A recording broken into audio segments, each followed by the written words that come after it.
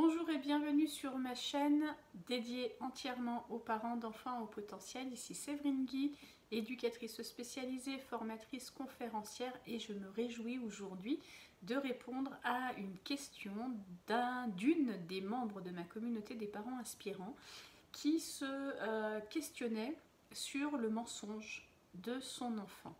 Alors vous devez comprendre que les enfants à haut potentiel, ils ont souvent un développement émotionnel et cognitif qui est asynchrone, une dysynchronie, ce qui signifie que leur intelligence, elle peut se développer plus rapidement que leur capacité à gérer émotionnellement ce qu'ils comprennent et ce qu'ils ressentent. Cette dysynchronie, elle peut conduire à des comportements comme le mensonge, justement.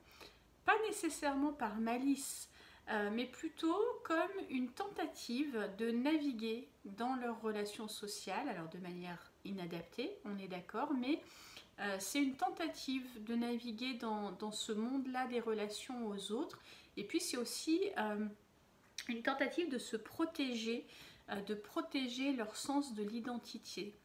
Je vous ai fait une vidéo récemment sur le libre arbitre, je vous invite à aller la regarder, mais cette protection, elle est vraiment en lien direct avec la valeur de la liberté d'être soi-même. C'est important de reconnaître que pour ces enfants, le mensonge, ça peut être une forme d'expression justement de leur recherche d'identité. Peut-être que cet enfant, il cherche à correspondre à ce qu'il perçoit, comme des attentes sociales ou familiales ou à éviter des jugements. Pourquoi est-ce que j'insiste sur il perçoit? Parce que ça ne veut pas dire que vous avez vraiment ces attentes, vous comme parent. Ça ne veut pas dire que ce qui le conduit à produire un mensonge comme mécanisme de défense est directement en lien avec l'intention réelle que vous avez eue ou que vous avez. C'est ce qu'il a perçu, d'accord? Et ça fait vraiment toute la différence. Donc, si vous comprenez ça, ça va vous permettre d'aborder cette question du mensonge avec empathie, ce qu'on cherche par-dessus tout sur cette chaîne. Et puis, ça va vous permettre aussi de guider votre enfant vers des moyens plus authentiques, plus respectueux aussi de soi, pour communiquer, pour être entendu. D'accord? Donc, il y a diverses raisons pour lesquelles les enfants à haut potentiel peuvent mentir. Alors je vais vous en partager quelques-unes. Bien entendu, comme d'habitude, ça va être important que vous regardiez ce qui résonne chez vous, pour vous. Est-ce que c'est le cas pour votre enfant ou pas? Il n'y a pas de case à cocher. Ok, je vous fais... j'ai repéré, moi, dans mon expérience professionnelle et en lien avec mes connaissances, j'ai repéré en effet des choses qui peuvent pousser les enfants au potentiel à mentir. Peut-être ça va être le cas pour plusieurs chez votre enfant, peut-être ça va être le cas pour une seule et tout est ok. D'accord? Donc d'abord, ils peuvent ressentir le besoin de contrôler leur environnement, de prendre des décisions par eux-mêmes. Et ça peut les amener à des petits mensonges pour éviter que vous interveniez. Ça peut être une forme d'opposition, du coup, le mensonge. Ça veut dire que je vais préférer mentir un petit peu pour garder le contrôle sur une situation sur laquelle j'ai envie d'avoir du pouvoir et sur laquelle j'ai envie d'avoir du contrôle, plutôt que de faire intervenir mes parents dans cette situation-là. Ça peut être une volonté d'éviter le jugement. Vous vous rappelez, votre enfant au potentiel, c'est un enfant souvent hypersensible et donc qui vit la sensation d'être jugé par votre regard de parent de manière plus intense. Là où pour d'autres enfants, que maman soit pas d'accord, c'est frustrant, c'est désagréable, ça peut me mettre en colère, ça ne me blesse pas plus que ça. Pour un enfant au potentiel, lorsque papa ou maman ne sont pas d'accord, ça vient vraiment faire une blessure dans mon estime de moi, dans mon ego. Ok, et donc je peux choisir d'utiliser le mensonge comme un mécanisme de défense contre, contre cette crainte d'être jugée, pour faire un peu barrage à cette vulnérabilité que je sens présente en moi. D'accord? Une autre chose que j'observe chez les enfants à haut potentiel, c'est aussi cette tentative de se protéger émotionnellement. ils peuvent utiliser le mensonge comme encore une fois, comme une barrière hein, au stress ou à l'anxiété.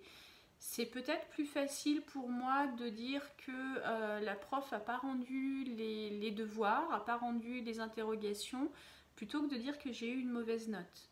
Le mensonge, à ce moment-là, il vient me protéger émotionnellement pour éviter le stress et l'anxiété que génère le fait de devoir dire que j'ai eu une mauvaise note. Ensuite, à travers le mensonge, il y a un autre aspect qui est intéressant chez les enfants à haut potentiel, c'est qu'ils peuvent, par le mensonge, venir tester les réactions sociales et apprendre les limites de l'interaction avec les autres. Je vais vous donner un exemple. Dans une famille, dans ma communauté, dans les membres que j'accompagne, il y avait un enfant qui mentait souvent sur la réalisation de ses devoirs. Pas parce qu'il ne voulait pas les faire, pas parce qu'il se sentait submergé, si au contraire, c'était surtout parce qu'il se sentait submergé, c'était pas parce qu'il ne voulait pas les faire justement. Ok. Et donc, comme il se sentait submergé, il ne se sentait pas à la hauteur des devoirs, il craignait de décevoir ses parents. Alors l'interprétation des parents, c'était il est feignant, il a un poil dans la main, il n'a pas envie, de toute façon il fait que ce qu'il aime, etc., etc. Mais en vrai, derrière ce mensonge, de dire par exemple, oui, j'ai fait mes devoirs, c'est bon, c'est tout fait. Derrière ce mensonge, c'était plutôt la peur de décevoir ses parents en lien avec le fait qu'il avait trouvé ça compliqué, ses devoirs, qu'il ne se sentait pas à la hauteur de réussir la tâche qu'il avait à accomplir. Donc ça a vraiment été en approchant cette situation avec compréhension et puis en offrant surtout un espace sûr pour en discuter, pour parler de ses sentiments. Les mensonges ont diminué assez naturellement et puis l'enfant il a commencé à partager ses préoccupations autrement. Donc je vais vous inviter vraiment, si vous avez dans votre vie de famille un enfant aujourd'hui qui a cette tendance à mentir, à lui offrir des espaces où il peut s'exprimer sans jugement. Votre enfant ne vous mentira pas s'il sent que, quoi qu'il vous dise, il ne sera pas jugé. Donc là, c'est vraiment une des premières stratégies que je vous propose de mettre en place quand on est face à des mensonges. Ça va vraiment être d'offrir un espace de communication encore plus important. On a tendance comme parents à dire de toute façon tu me mens donc je t'écoute plus, je te fais plus confiance, d'accord, à couper la communication comme pour transmettre le message à l'enfant que puisque tu mens, du coup je t'écoute plus, je te prive de quelque chose et ça va t'apprendre à ne plus mentir. Or, ce dont votre enfant, c'est justement l'inverse. C'est justement si tu me mens, alors c'est que tu n'as pas suffisamment confiance dans la qualité de mon amour et dans ma capacité à t'écouter, à t'entendre sans jugement. Et donc, je vais t'en donner encore plus de cet espace-là pour que tu fasses encore plus l'expérience que c'est ok de dire les choses, que j'ai pas de jugement et que si les choses sont pas agréables, ne répondent pas à mes attentes, peut-être je vais aller regarder moi du côté de mes attentes, mais c'est aussi on va pouvoir s'en parler, d'accord, et on va pouvoir ensemble trouver des solutions à cette situation-là. Donc pour gérer le mensonge, quelles sont les stratégies que j'aimerais vous partager? Je vous l'ai dit, répondre avec empathie, ça va être vraiment de considérer à partir de maintenant le mensonge comme l'expression d'un besoin. C'est la communication de quelque chose, le mensonge. C'est pas une non-communication. C'est souvent la communication des besoins non exprimés ou de peur de votre enfant. Donc l'idée, ça va être vraiment d'y répondre sans jugement pour encourager l'ouverture. On va bien entendu promouvoir l'authenticité comme une valeur importante de notre vie de famille. Comment on fait ça? D'abord, comme toujours, on va commencer par moi comme parent. Comment est-ce que je peux éviter de mentir à mes enfants? Si on est dans cette recherche d'authenticité, on va s'apercevoir assez régulièrement que nous-mêmes comme parents, on fait des petits mensonges. Ok ? Pour être un peu tranquille, pour avoir un peu la paix, pour que la situation passe plus vite, ça peut être quelque chose d'assez spontané chez nous comme parents et dans lesquels on ne voit pas plus d'importance et plus d'incidence que ça. Donc si je ne veux plus que mon enfant ait tendance à avoir recours au mensonge, ben, il va falloir que moi je sois aussi un modèle de vérité. Alors ça ne veut pas dire tout le temps avec toutes les explications à vos enfants, ne me faites pas dire ce que j'ai pas dit, mais en tout cas être moi-même dans cette recherche d'authenticité quand j'échange avec mon enfant, d'être le plus à cœur ouvert possible et de partager cette authenticité, de l'incarner vraiment pour qu'elle inspire mon enfant et qu'il se rende compte qu'il n'y a pas de danger à juste être soi-même, à juste exprimer les choses comme elles sont pour nous, à prendre des décisions qui ne sont pas les mêmes que celles que peut-être papa ou maman auraient prises, et que tout ça est ok dans cette vie de famille-là. On va aussi renforcer la confiance, créer un climat dans lequel notre enfant va se sentir en sécurité pour exprimer ses vrais sentiments et surtout sans crainte de répercussions. Le mensonge, c'est la stratégie pour éviter les répercussions, d'accord? Donc si régulièrement je témoigne par ma façon d'être, par ma posture, par mon attitude à mon enfant qu'il peut partager des choses avec moi et que ça ne va pas avoir de répercussions sur l'amour que je lui porte, sur l'attention que je lui donne, sur le fait que je l'aime plus que tout, etc., etc., alors ça va favoriser le fait qu'il va pouvoir se livrer, se confier à vous sans passer par ce moyen détourné du mensonge. Et puis on va aussi favoriser la communication. Je sais que dans nos familles aujourd'hui, la communication, c'est pas un truc inné. En vrai, on n'a pas appris ça sur les bancs de l'école, malheureusement. J'espère que ça viendra, mais pour l'instant, comment bien communiquer, c'est-à-dire communiquer à partir de soi, parler de ce qui se passe pour nous et de manière à être entendu pour les autres, c'est pas un truc qu'on sait faire très naturellement. Donc il va falloir dans nos vies de famille aussi qu'on aille regarder comment est-ce qu'on communique. Comment est-ce que moi je communique avec mes enfants? Est-ce que je communique pour de vrai? Est-ce que c'est bien authentique? Est-ce que je leur partage? Mais aussi, quelle est ma qualité d'écoute? Quand mes enfants s'adressent à moi, est-ce que juste je les entends et que c'est une petite musique qui vient s'ajouter à celle du lave-vaisselle, de la machine à laver, des devoirs et de tout ce que j'ai à faire dans ma vie de famille? Ou est-ce que je prends vraiment ce temps d'écouter? Quelle est la qualité de la communication dans ma vie de famille? Puis si je m'aperçois que la communication chez nous, c'est quand même pas terrible, et puis ça, en général, ça vient aussi dans les générations d'avant, hein. On n'est pas une famille qui communique facilement, et c'est ok, c'est juste de se dire, ok, à partir de là, moi mon objectif c'est que mon enfant n'ait plus besoin de me mentir. J'ai perçu qu'il fallait qu'on communique davantage et surtout qu'on communique mieux. Je ne sais pas le faire aujourd'hui, nickel, parfait, bravo d'avoir mis de la clarté là-dessus, et aller regarder quels sont les prochains petits pas pour apprendre à mieux communiquer. Ça fait partie des choses qu'on fait dans mes différents accompagnements. Vous avez les liens en dessous de la vidéo, dans la description, si vous voulez aller regarder comment est-ce que je peux vous accompagner sur ce chemin-là. Mais même en dehors d'un accompagnement, qu'est-ce que vous pouvez faire concrètement dans les prochains jours pour déjà avoir une meilleure communication avec votre enfant?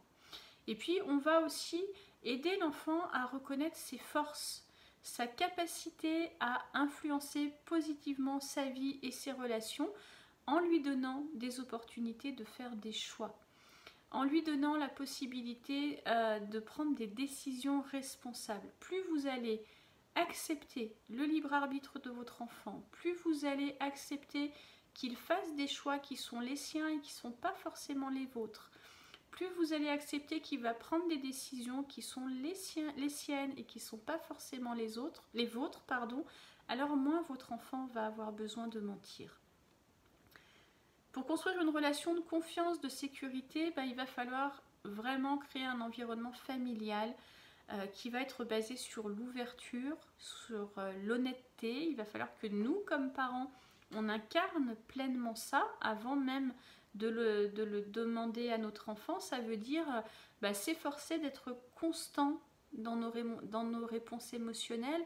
Ça veut dire que quand mon enfant vient me dire un truc qui ne me fait pas super plaisir à entendre, que je sois assez constant. Il ne faut pas qu'une fois je considère que c'est pas très grave et puis que l'autre fois pour quelque chose de similaire ce soit une catastrophe et puis qu'une autre fois finalement j'en rigole. il va falloir qu'on soit constant aussi dans notre façon d'appréhender les choses. Et cette constance-là, vous allez la trouver en définissant quel parent est-ce que vous êtes aujourd'hui, quel est votre style parental, et puis aussi quelles sont vos valeurs. Parce que vous aurez mis de la clarté sur tout ça, alors vous pourrez être constant dans les réactions que vous aurez au regard des partages de votre enfant. Ok ? On va bien entendu souligner les efforts de notre enfant. Ça veut dire que s'il a pris cette habitude comme mécanisme de défense de mentir, on va relever toutes les fois où il va nous dire la vérité. On va porter beaucoup moins d'attention au message. Vous savez que ce sur quoi on porte notre attention a tendance à grandir. Donc si je ne veux plus que mon enfant me mente, je ne vais pas être en permanence sur cette thématique-là dans ma discussion avec lui. Je ne vais pas en permanence, moi, chercher où est le mensonge dans ce qu'il est en train de me dire. Mais au contraire, je vais valoriser chaque fois où il fait preuve d'authenticité, chaque fois où il fait preuve d'honnêteté. Et mon attention, je vais la porter sur ce que je veux développer et pas sur ce que je veux atténuer. Je sais que c'est pas toujours facile à faire quand on est parent parce que y a des thématiques, et le mensonge en fait partie, qui viennent nous blesser, qui viennent nous déranger profondément, qui viennent heurter nos valeurs. Et donc on rentre dans une stratégie de ça, il faut que je le stoppe. Ok ? Sauf que plus vous voulez le stopper, plus vous le nourrissez. Donc essayez de vous dire ok, ça j'en veux plus. J'ai mis de la clarté, mes valeurs, les valeurs dans cette vie de famille, voilà ce qu'elles sont. Et donc le mensonge ne peut pas rentrer dans le cadre des valeurs de notre vie familiale. Sur quoi est-ce que je peux porter mon attention pour qu'il en ait juste plus besoin de mentir ? Vous verrez que si vous acceptez de faire cette expérience, parce que je vous le dis souvent, mais la parentalité, ce n'est qu'une succession d'expériences. Donc je vous invite à faire des expériences dans votre parentalité. Faites cette expérience-là. Vous allez voir comme c'est plus léger. Vous allez voir comme vous ne dégradez plus la qualité de la relation avec votre enfant. Et même vous allez voir comment ça va améliorer la qualité de la relation avec votre enfant. D'accord ? C'est important aussi que vous gardiez en tête que la persévérance et comment je pourrais dire ça, la réalisation personnelle, c'est des voyages continus. Aussi bien pour nous que pour notre enfant. Donc ça veut dire que on ne peut pas attendre que les choses changent du jour au lendemain. Il faut faire preuve de persévérance. C'est pas parce que pendant une semaine vous vous êtes attaché à relever les choses positives, l'honnêteté, l'authenticité de votre enfant, que pour autant les mensonges auront complètement disparu de son langage et de votre vie de famille. C'est parce que vous allez persévérer dans cette dynamique-là. C'est parce que vous allez croire profondément en vos valeurs et à ce que vous voulez transmettre à votre enfant que petit à petit, petit pas par petit pas, vous allez venir à bout de cette difficulté. Ok ? Donc, chaque étape, même les plus petites, c'est à fêter. Et puis, c'est vraiment à chaque fois une avancée vers un peu plus de compréhension. Chaque expérience que vous acceptez de vivre autrement dans votre parentalité que ce que vous faisiez jusqu'à aujourd'hui, c'est un pas de plus vers une meilleure compréhension de ce qui est bon et juste pour vous, comme parent, comme individu. Et c'est un pas de plus vers la compréhension de qui est votre enfant et de ce dont il a réellement besoin. Si vous acceptez de vivre la parentalité sous la forme de cette expérience-là, je vous assure que c'est une aventure qui est passionnante. C'est une aventure qui est très épanouissante. Mais il faut accepter aussi que les choses ne soient pas aussi rapides qu'on le voudrait. Je vais vous inviter maintenant à partager dans les commentaires vos propres expériences, vos propres conseils. Est-ce que vous-même, vous avez été confronté au mensonge avec votre enfant? Quelle est la stratégie que vous avez adoptée? Comment est-ce que vous avez fait dans votre dynamique familiale pour faire en sorte que votre enfant n'ait plus besoin de mentir? Le partage de la communauté, c'est toujours très riche. Moi, j'aime beaucoup voir quand vous échangez entre vous et quand les discussions se créent en dessous des vidéos, parce que les expériences de chacun ne valent pas forcément pour vous. Ça ne veut pas dire que parce qu'un des parents va dire « moi j'ai mis ça en place, ça a marché », que ça va marcher pour vous. Et non, c'est pas comme ça que ça marche. Mais ça peut vous inspirer. Ça peut, la communauté, elle sert à ça, elle sert à vous inspirer, elle sert à vous dire, ok, pour cette famille-là, ça a fonctionné, ça résonne pour moi, ça parle pas mal de comment j'aimerais faire les choses. Comment est-ce que je vais pouvoir me l'approprier avec qui je suis moi, avec qui est mon enfant? Elle est là la richesse des partages dans la communauté. Comme d'habitude, vous avez aimé ce partage, vous avez aimé cette vidéo, n'hésitez pas à liker, commenter, partager pour me le dire, pour m'encourager, pour me motiver à continuer à faire des vidéos sur cette chaîne. Et puis vous allez retrouver tous les liens dont vous avez besoin dans la description de ma vidéo pour aller voir mes autres univers ou pour venir être accompagné directement par moi. Je vous embrasse, on se retrouve très vite pour une prochaine vidéo et puis en attendant, prenez soin de vous et prenez soin de vos enfants. Bye bye.